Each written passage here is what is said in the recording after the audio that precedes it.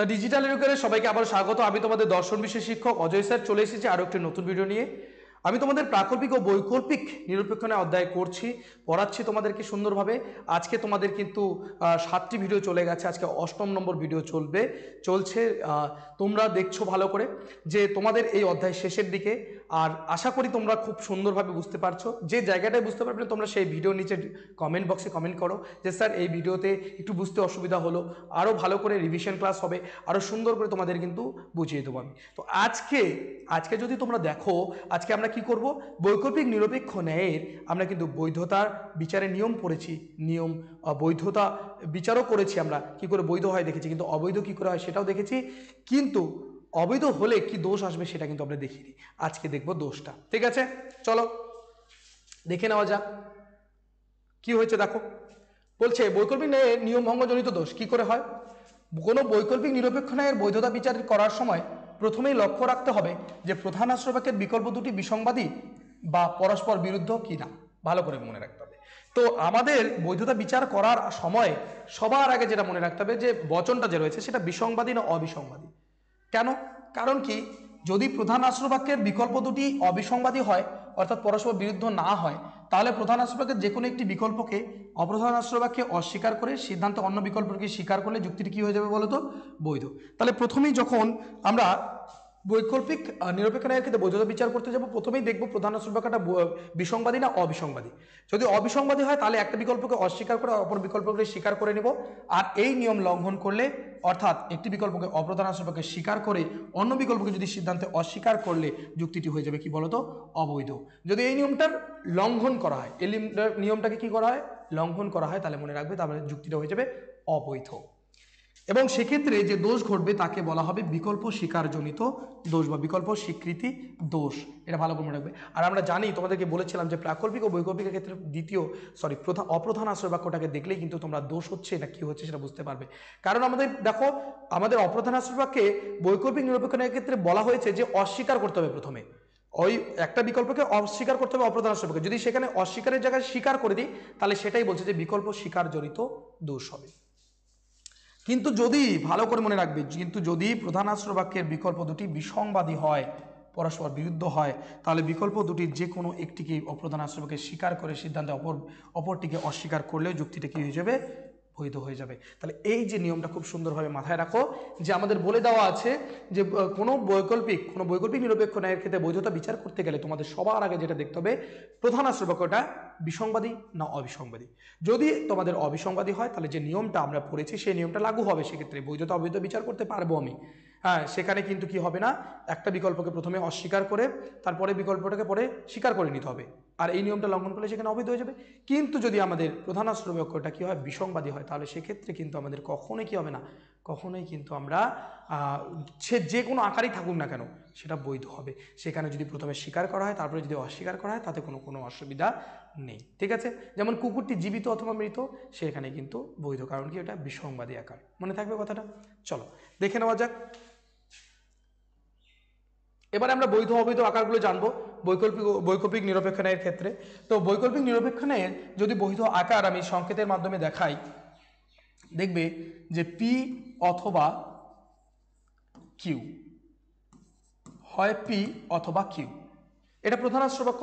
এর একটা বিকল্পকে অস্বীকার করব প্রথমে, তাহলে একটা যে কোনো একটা বিকল্প, মনে করো পি কে আমি অস্বীকার করব, পি নয়, তাহলে কি হবে, সুতরাং কিউ। এটা হচ্ছে বৈধ আকার একটা, এটা 1 নম্বর বৈধ আকার। এবার এটার অবৈধ আকারটা কি হতে পারে, কি হলে এই আকারটা অবৈধ হবে, দেখো ভালো করে দেখে নাও। প্রথমে একই লিখে নেব,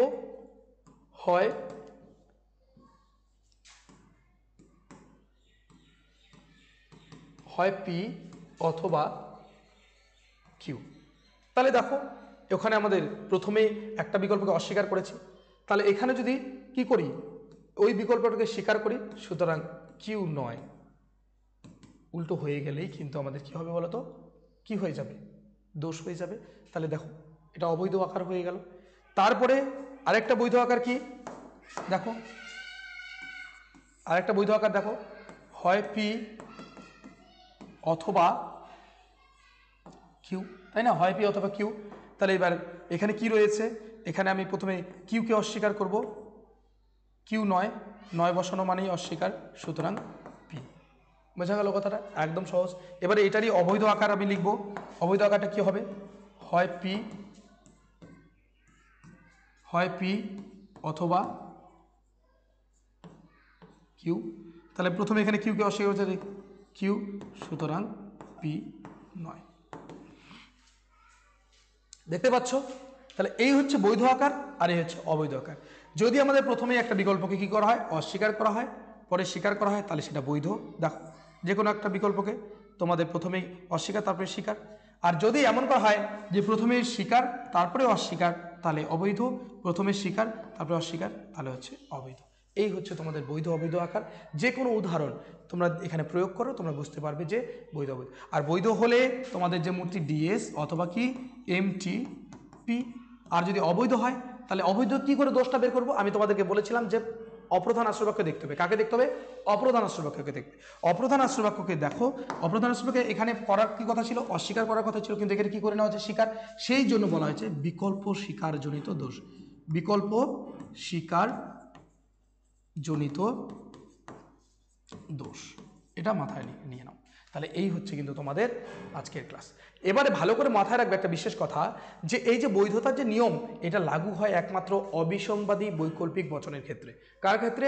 অবিসংবাদী বৈকল্পিক বচনের ক্ষেত্রে। কারণ আমরা জানি বিসংবাদী বৈকল্পিক বচনের ক্ষেত্রে কিন্তু নিয়মটা লাগু হয় না। কারণ যে কোনো আকারই থাক না কেন, যে আকারই থাক না কেন, সেই আকারে কি হয়ে যাবে? বৈধ হয়ে যাবে। মনে থাকবে কথাটা? চলো নেক্সট। এবারে আমরা প্র্যাকটিস করব, দুটো উদাহরণ প্র্যাকটিস করব, তাহলে আরো সুন্দরভাবে তোমাদের কি হয়ে যাবে? ক্লিয়ার হয়ে যাবে। দেখো কি বলেছে। প্রথমে বলেছে দেকার্ত দৃষ্টিবাদী অথবা বুদ্ধিবাদী দার্শনিক। দেকার্ত দৃষ্টিবাদী অথবা বুদ্ধিবাদী দার্শনিক। দেকার্ত বুদ্ধিবাদী, অতএব তিনি দৃষ্টিবাদী নন। আমরা প্রথমেই যুক্তিসম্মত আকার বা আদর্শ আকার করব। আদর্শ আকার।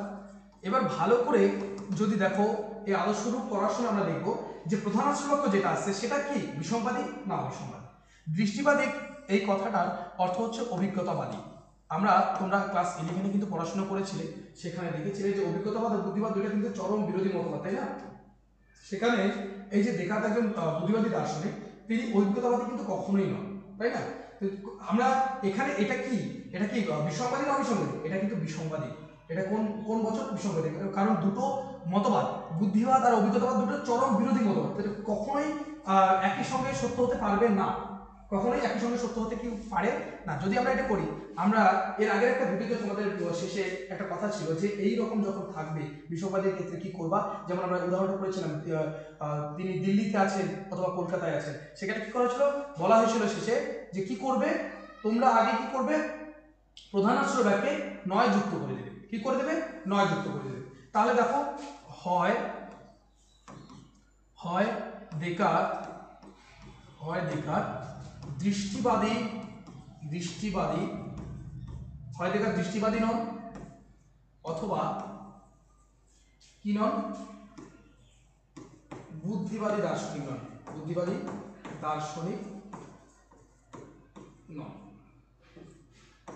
হলো। এবারে আমরা কি করব? প্রধান আশ্রয় যেটা আছে সেটা কি লিখবো? এমন হয় যে দেকার্ত বুদ্ধিবাদী দার্শনিক। তাহলে সুতরাং এমন নয় যে কি আছে? নয় আছে সেখানে। এমন নয় যে দেকার্ত কি দৃষ্টিবাদী দার্শনিক। দুটো চরম বিরোধী মতবাদ কখনোই এক হতে পারে না। তাহলে এখানে যদি আমি বিচার করি, এটা বৈধ না অবৈধ? কি বুঝবো? যখনই আমাদের কি এসেছে এখানে? আমাদের বিসংবাদী এসেছে। কি এসেছে? বিসংবাদী বৈকল্পিক বচন। এই যে বাক্যটা, এটা হচ্ছে বিসংবাদী বৈকল্পিক বচন। যখনই হয়েছে তখনই তোমাদের এক কথায় বুঝে নেওয়া উচিত যে এটা হচ্ছে বৈধ। আর এখানে যে মূর্তিটা আছে সেটা ডিএস অথবা এমটি। মনে থাকবে কথাটা? কি এসছে? ডিএস এসছে। মনে থাকবে কথাটা? কারণ এটা কি বৈধ। আর বৈধ হওয়ার কারণ কি? এটা একটা বৈকল্পিক বিসংবাদী বৈকল্পিক বচন দিয়ে গঠিত। মনে থাকবে প্রধান আশ্রয় কি? বৈকল্পিক বিসংবাদী বৈকল্পিক বচন। মনে থাকবে আশা করছি। ঠিক আছে, তারপরে এটা দেখো, যখনই এরকম বিসংবাদী থাকে তখনই নয়ন করে নিবা বা নয় করে নিবা, তাহলে দেখবা সেখানে নেই নয় নেই মানে নয়ার্থক করে নিবা, তখন কিন্তু তোমরা বুঝতে পারবা, তারপরে কিন্তু সুবিধা হবে। ঠিক আছে, তাহলে দেখো নেক্সট পরের উদাহরণটা দেখি। এবার এখানেও আমরা আগে কি করব, আদর্শ রূপ করে নেব। আদর্শ রূপ দেখো, আদর্শ রূপ যদি করি তাহলে সে অধ্যাপক অথবা রাজনীতিবিদ, এটা অথবা আছে তাহলে এটা প্রধান বাক্য, সে অধ্যাপক অথবা রাজনীতিবিদ। তাহলে ভালো করে যদি দেখি এখানে হয় কথাটা জুড়ে দেবো, হয় সে অধ্যাপক অথবা রাজনীতিবিদ, দুটো বিকল্প আমি পেয়ে গেলাম, তাই না? এখানে এটা, তাহলে এবারে দেখো এটা বিসংবাদী না অবিসংবাদী। দেখো একজন ব্যক্তি একই সাথে অধ্যাপক হতে পারে বা রাজনীতিবিদও হতে পারে। তোমরা নিজের এলাকায় দেখবে, নিজের জেলায় দেখবে যে অবশ্যই আছে অনেকজন যারা অধ্যাপনার সঙ্গে সঙ্গে রাজনীতিও করে।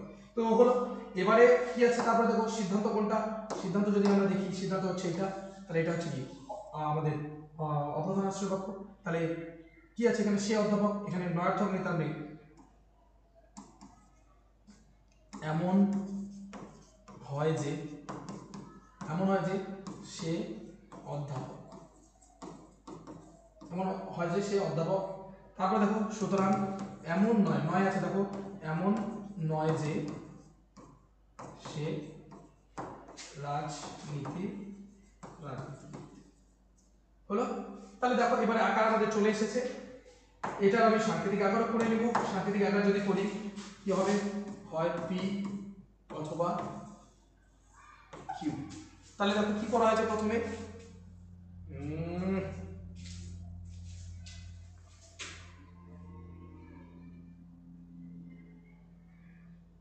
তারপরে কি করা হয়েছে দেখো, আকারটা দেখে নাও কি করা হয়েছে, হয় পি অথবা কিউ। এবারে তারপরে দেখো এখানে একটা বিকল্পকে কি করা হয়েছে, একটা বিকল্পকে এখানে কিন্তু স্বীকার করে নেওয়া হচ্ছে।